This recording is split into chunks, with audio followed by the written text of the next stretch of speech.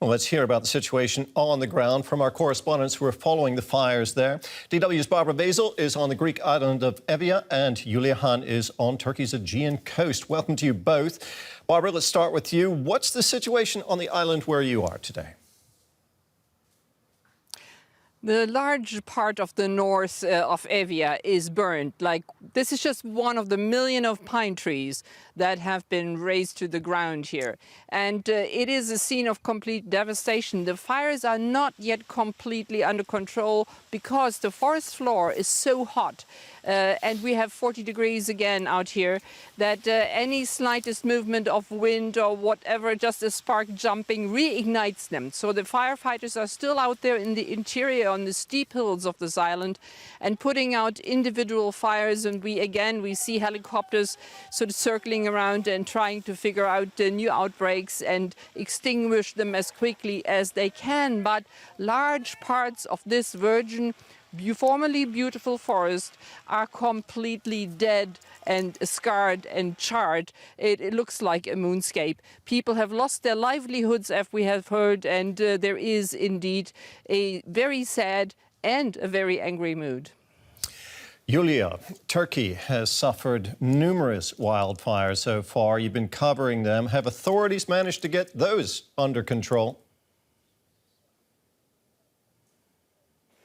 Well, 2 weeks after the first blazes erupted here in Turkey, the situation finally appears to be under control, although firefighting operations continue in at least one location here in the province of Muğla, according to authorities. But many are warning that it is still too early to give the all clear because the conditions that have fueled the fires in recent days haven't changed. It's still very hot, very dry and very windy. Now, the wildfires here in Turkey are said to be the worst in decades. They have left so much destruction. At least 8 people were killed and tens of thousands had to leave their homes. The flames have turned huge tracts of forests and fields into grey landscapes. According to the latest estimates, a total of about 150,000 hectares of land has been destroyed nationwide, an area roughly 2 times the size of New York City, just to give you an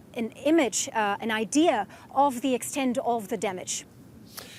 Barbara, the Greek Prime Minister has offered what sounds like an apology. He's promised compensation for those affected by the fires. Is the government acknowledging that it didn't prepare for this properly? Not openly and not really. This sort of halfway apology that we heard the day before yesterday was just meant to sort of calm down nerves, to tell people I'm at your sides. But the government had put out a forest protection plan in June this year.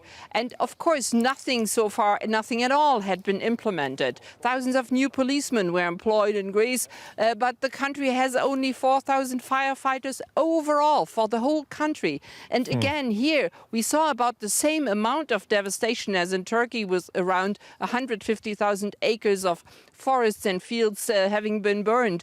So yes, they didn't take the threat seriously, even though it burns here every summer. They totally underestimated the consequences of climate change, and now they're sort of scrabbling to make good. But it's going to take a lot to get people back on their side, and there is a tremendous anger here in the villages.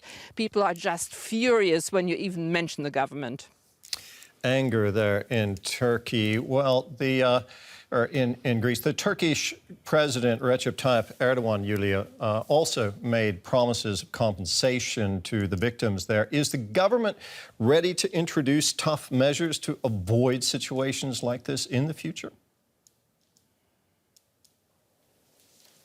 Well, the severity and the destructiveness of the wildfires here in Turkey are putting pressure on President Erdogan and his government to act. They are facing fierce criticism over what many view as a lack of preparedness, but also the calls for more climate action are growing louder because Turkey is facing increasingly frequent disasters. Experts link to climate change, not just forest fires, but also droughts, flash floods, or the so-called cease not plague in the Sea of Marmaris.